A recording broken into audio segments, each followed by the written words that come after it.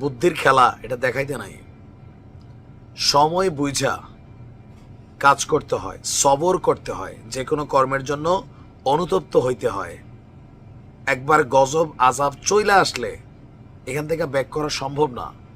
এই মুহূর্তে সারা বাংলাদেশে আওয়ামী লীগ, যুবলীগ, ছাত্রলীগের যারা দুর্ধর্ষ সন্ত্রাসী টাইপের নেতাকর্মী আছেন, তাদের জন্য তো কেয়ামত চলছেই, আরও বড় কেয়ামতের আয়োজন করতে যাচ্ছে ইউনূস সরকার।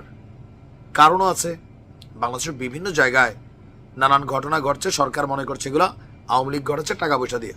শেখ হাসিনা নির্দেশ দিয়েছেন দেশকে অস্থিতিশীল করো। প্রত্যক্ষ পরোক্ষভাবে অনেকে জড়িত, এটা সরকারের কনসার্ন। এবং আমজনতার মধ্যে একটা জিনিস আছে, ইয়েস, আওয়ামী লীগ ইউনূসকে ব্যর্থ দেখাতে চাচ্ছে। সত্য মিথ্যা যাই হোক, ডেভিল হান্টে প্রায় 33,000 ডেভিল ধরছে আওয়ামী লীগের। এরপরও কোত্থেকে প্রতিদিন এত ডেভিল গজায়, এক একজন এক এক রকম